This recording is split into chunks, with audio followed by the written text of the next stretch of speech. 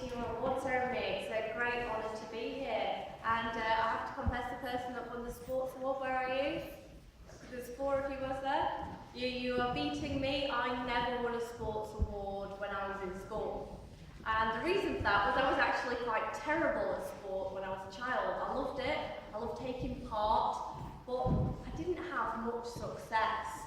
My sisters used to beat me when I was running.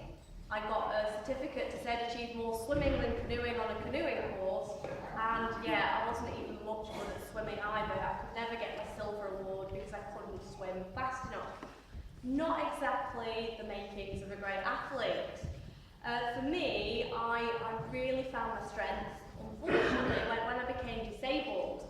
All of a sudden, I couldn't do all those sports I loved doing. I was sat inside the house, I was miserable, didn't like it, and I thought, well, this is no good. I didn't sit around going, why me? Why has this happened to me? Instead, I looked around and I found a sport that I could do. I have to admit, playing with bows and arrows seemed way cooler than bobbing up and down in a pool. I've narrowed it down to 2 sports that didn't involve much running around and walking. And for my 15th birthday, my dad and I did a beginner's course at a local archery club. And do you know what? I was really, really bad at it. It was a miracle if I could hit the target, never mind the middle of it, but I was hooked. Every night, as soon as I got back from school, I'd be pestering my dad to take me to practice. The more I practiced, the better I got. The better I got, the more I enjoyed it, and the more I wanted to practice.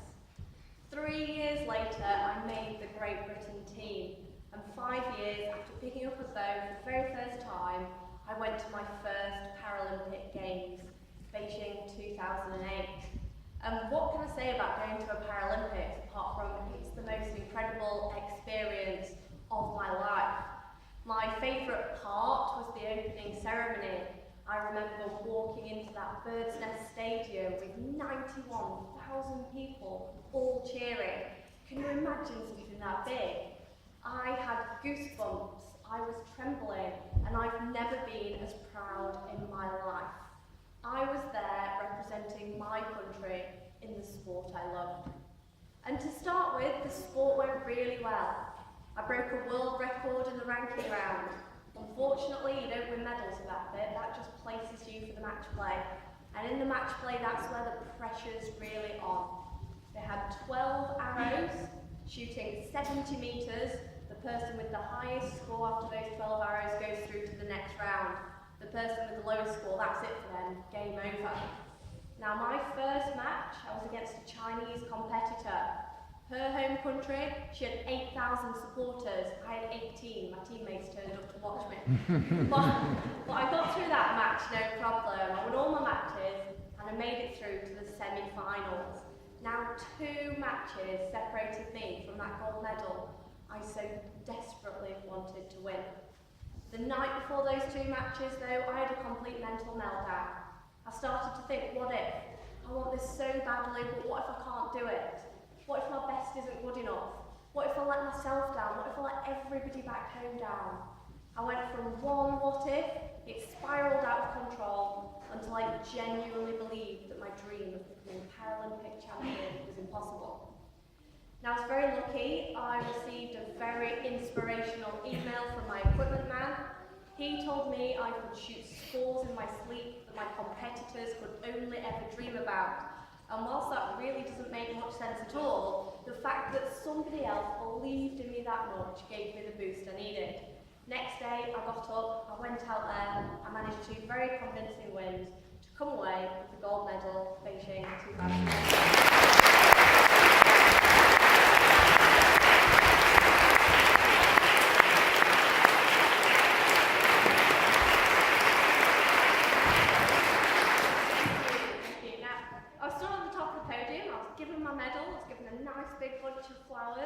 All the cameras are pointing at me, and I had a light bulb moment. I realised if I'd have gone out there convinced I was going to lose, I would have done. I didn't. I managed to turn it around at the very last moment. But the fact that we can actually think ourselves into failure was the most important lesson I ever learned. And I knew that moving forward, if I wanted to keep improving, if I wanted to keep winning medals, I had to believe in myself and my ability no matter what. So that's what I did. I went out there and I found ways to believe in myself. How many of you students here have been told to be more confident? Put your hands up. Quite a few of you. And is it easy to just be more confident? No, it's not. I was told my whole life by teachers, by coaches, by my family, my friends, to be more confident. It didn't work. So I went out there, I found strategies to do that. And for me, it starts with achievements.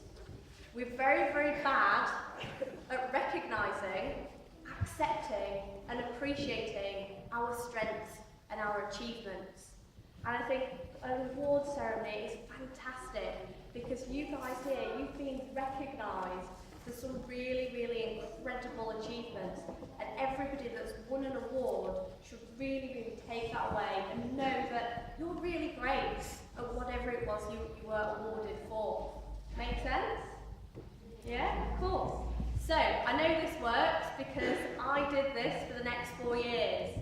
I figured Beijing had been big, but as games now our home country, on our home soil, that was just going to be incredible.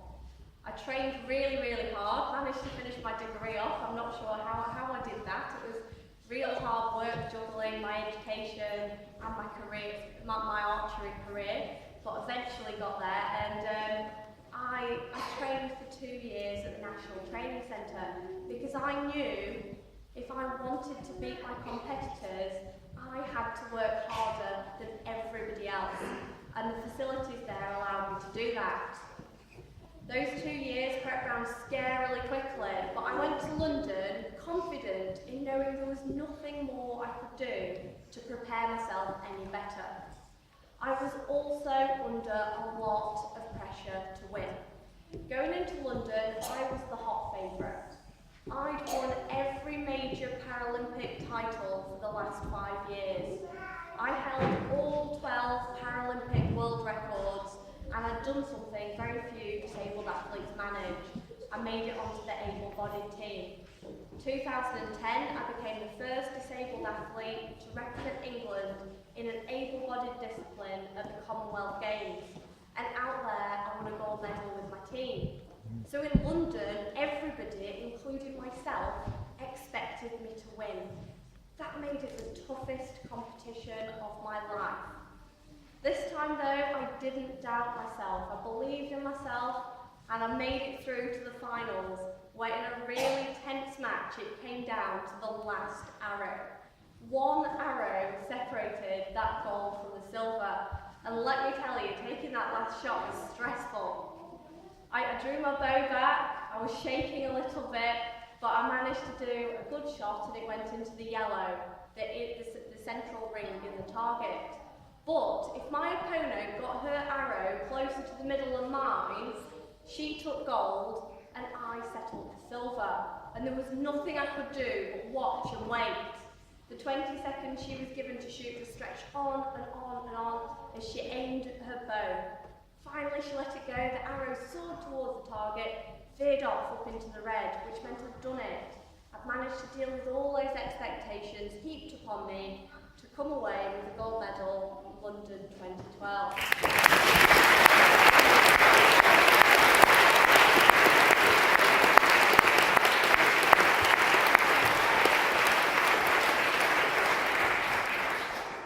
When I won, I couldn't hear the commentators announcing it to the crowd. All I could see was my family jumping to their feet and screaming really loudly.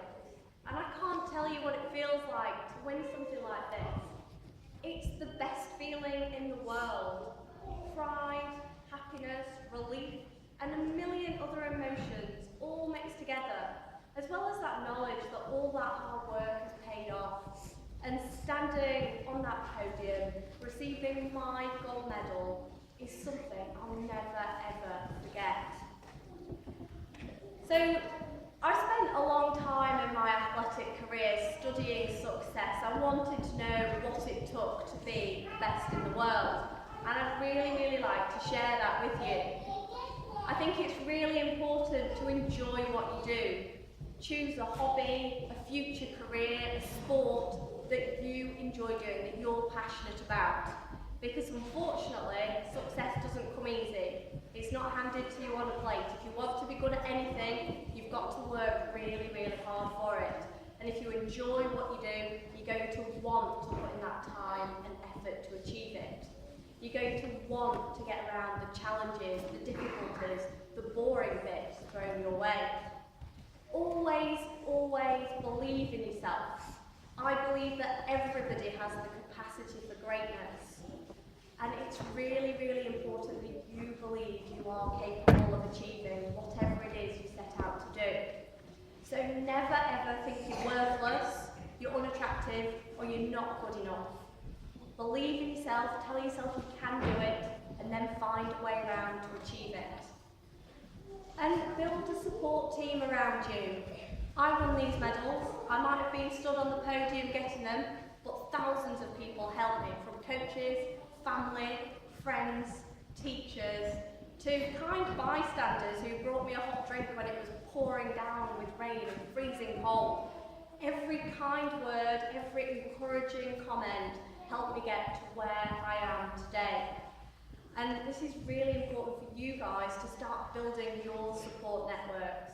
Once you've decided what you want to achieve, you set your goal, tell somebody and let them encourage, cajole, inspire and motivate you to achieve it. So dream big, work hard,